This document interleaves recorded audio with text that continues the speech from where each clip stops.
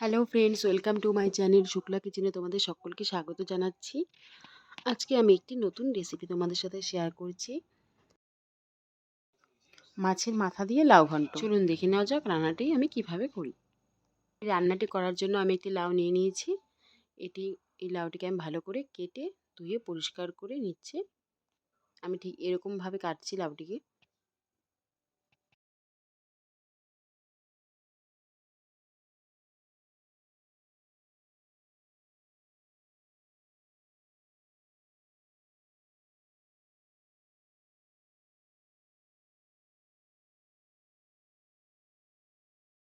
বন্ধুরা, দেখতেই পারছো লাউ কাটা কিন্তু কমপ্লিট। এরপর আমি কড়াই বসিয়ে দিলাম। এখন কড়াইয়ে আমি এই কেটে রাখা লাউগুলো দিয়ে দিলাম। আমি সেদ্ধ করে নেব। এর জন্য আমি 4টে মতো কাঁচা লঙ্কা আমি চিড়ে দিয়ে দিয়েছি। তার পাশে পরিমাণ মতো নুন দিয়ে দিলাম। সামান্য পরিমাণে জল দিয়ে ঢাকা দিয়ে দিলাম। 5 মিনিট পর ঢাকনা খুলে দেখো লাউ কিন্তু সেদ্ধ হয়ে এসছে। এবার একটি পাত্রে আমি নামিয়ে নেব।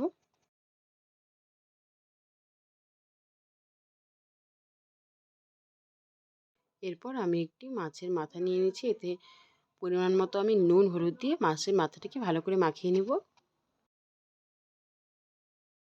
এরপর কড়া বসিয়ে আমি তেল দিয়ে দিলাম পরিমাণ মতো। এবার মাছের মাথাটিকে আমি ভেজে নেব।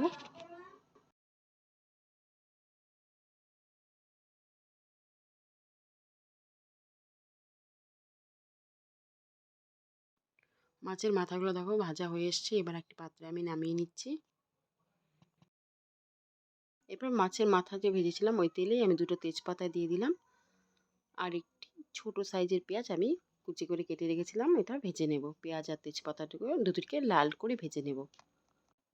ভাজা হয়ে এসছে। এবার আমি একটি বাটিতে তুলে নিচ্ছি।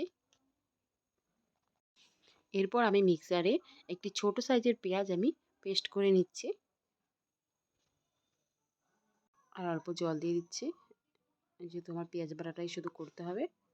এরপর এরপর রান্নাটি করার জন্য আমি ওই তেলেই 2টো তেজপাতা দিয়ে দিলাম। একটি ছোট সাইজের কেটে রাখা পেঁয়াজ আমি এর মধ্যে দিয়ে দিলাম। এবার দুটিকে ভালো করে ভেজে নেব।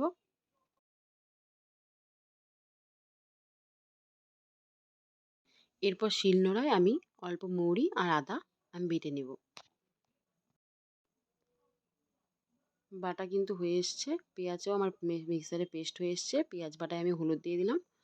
এবার আদা মৌরির যে পেস্টটা আমি করে রেখেছিলাম শিলনোড়া দিয়ে বাটাতে, ওটা আমি দিয়ে দিলাম বাটিতে। এর মধ্যে আমি লবণ কিন্তু 1 চামচ আগেই দিয়ে দিয়েছিলাম, এটা আমি ক্যামেরায় দেখাতে ভুলে গেছি।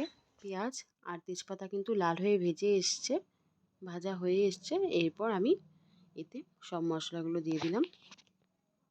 মশলা দিয়ে ভালো করে মশলাটাকে আমি কষিয়ে নেব। আবারও কষানোর জন্য আমি অল্প সামান্য পরিমাণে জল দিয়ে দিলাম। জল দিয়ে আবারও কষিয়ে নিচ্ছি। এবার আমি ধনেপাতাগুলো ভালো করে কেটে ধুয়ে আমি দিয়ে দিলাম।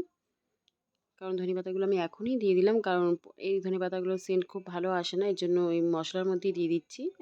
আমরা যেহেতু রান্নার শেষেই দেই, কিন্তু আজকে আমি মশলার মধ্যেই দিয়ে দিচ্ছি। মশলাটা কষিয়ে এসে তেল যখন ছাড়া শুরু করে দিয়েছে, এরপর আমি সেদ্ধ করা লাউটা দিয়ে দিলাম এর মধ্যে। বেশ মশলার সাথে ভালো করে কষিয়ে নিচ্ছি, ভাজা ভাজা করে নিচ্ছি। এরপর মাছের মাথাগুলো আমি দিয়ে দিলাম। মাছের মাথা দিয়ে কিন্তু ভালো করে নাড়তে হবে, ভেঙে দিতে হবে মাছের মাথাগুলোকে, যাতে মিশে যায় লাউয়ের সাথে, তাহলে খেতে খুব ভালো লাগবে। এরপর শেষে আমি অল্প চিনি অ্যাড করে দিলাম। তেজপাতা আর পেঁয়াজ যে আমি ভেজে রেখেছিলাম, এটাই এখন আমি পাটায় বেটে নিচ্ছি, তাহলে সেন্টটা খুব ভালো আসে। এই মশলাটার সেন্টটা এত সুন্দর আসে, খুব ভালো লাগে খেতে। এবার আমি এই মশলাটা আমি ঘন্টতে দিয়ে দেব।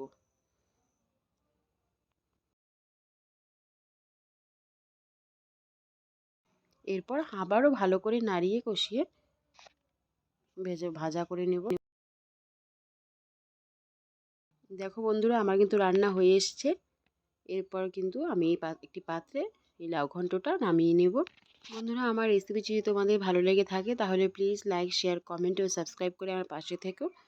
ভালো থেকো, সুস্থ থেকো।